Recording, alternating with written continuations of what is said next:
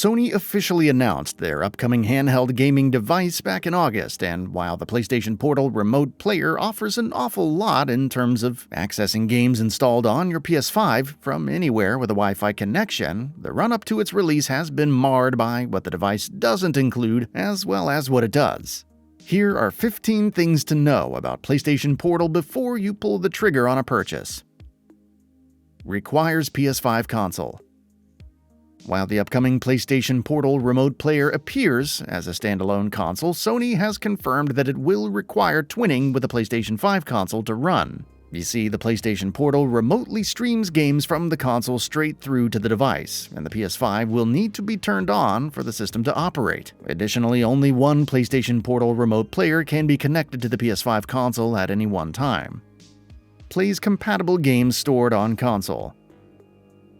The entirety of your game library is playable on the PlayStation Portal, including your favorites for both PS5 and PS4. The only caveat is they must be compatible with the handheld device. The implication here is that certain games simply won't work on the Portal, but it's more likely the entirety of your collection will stream to the device problem-free. There's no internal storage though. Games simply must be streamed. No internal storage means there's no access to the PS Store either. So if you want to play a game specifically on the Portal, you're going to have to sort it on your PS5 first.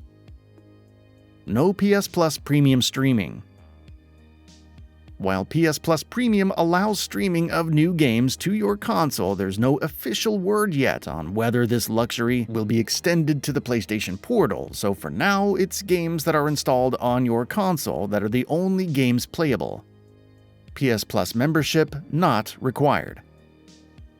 And with PS Plus Premium's capability to stream new games and games not installed to your home console not being extended to PlayStation Portal, Sony have confirmed that a PS Plus membership is not required to enjoy their upcoming handheld. However, if you're using Remote Play to play a game that has multiplayer capability, then you will need an active membership in order to play with others.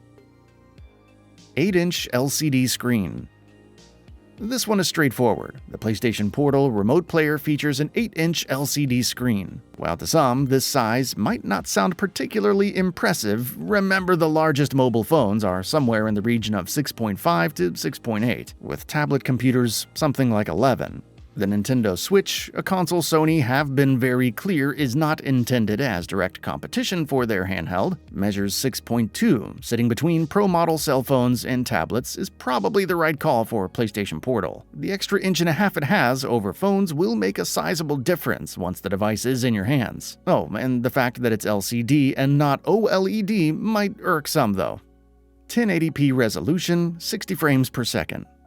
The PlayStation Portal's 8-inch screen is capable of streaming PS5 games up to 1080p resolution at 60 frames. So not 4K, but sharp enough to appear crystal clear and play smooth on a screen of this size.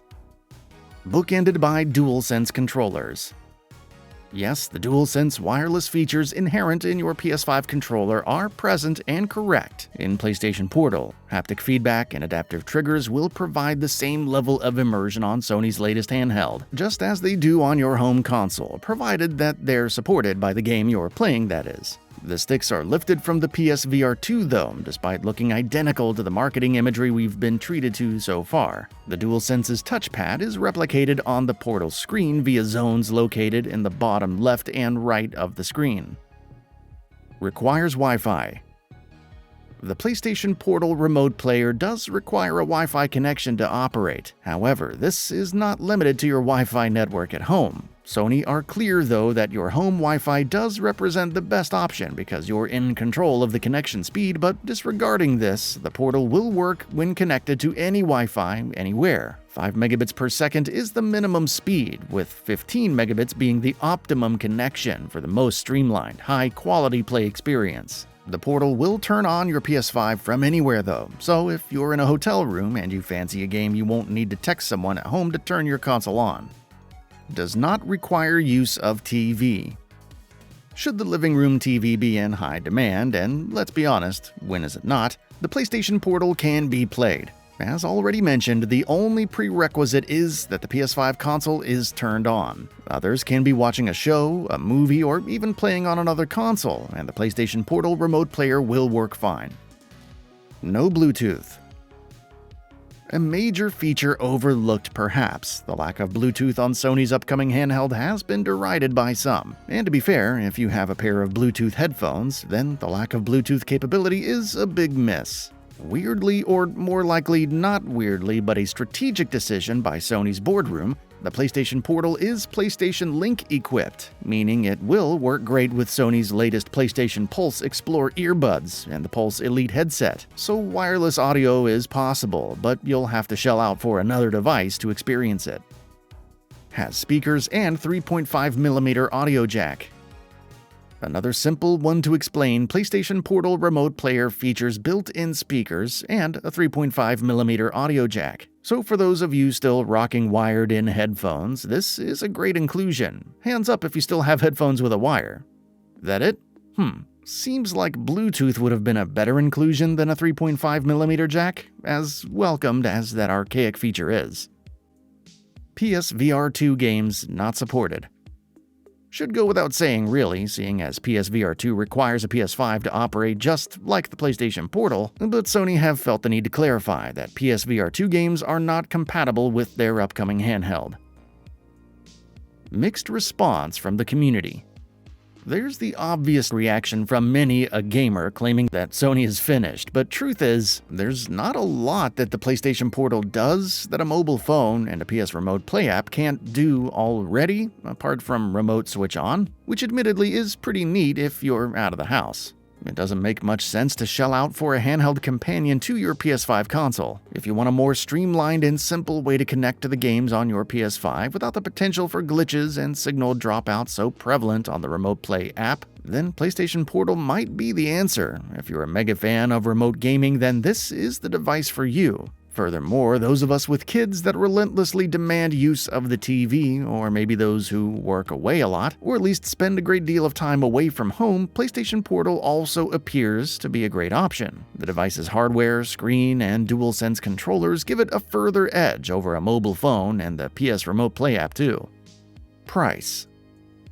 The PlayStation Portal Remote Player retails for $199.99. To be honest, given the price of the PlayStation peripherals as of late, this isn't exorbitant. Perhaps the most modest selling price is indicative of the PlayStation Portal's lack of features. Releases on November 15th. The PlayStation Portal Remote Player releases worldwide on November 15th. Pre-orders can be placed via PlayStation Direct, with those in the US able to order at Best Buy or GameStop, while for UK residents, a raft of retailers have pre-orders live now, including Currys and Very. And that brings us to the end of the video. A quick request, we upload new videos every single day, and if you like what we're doing, please consider subscribing. It really helps us out. Also, don't forget to enable all notifications by clicking the bell icon so that you can receive daily video updates. Thanks for watching.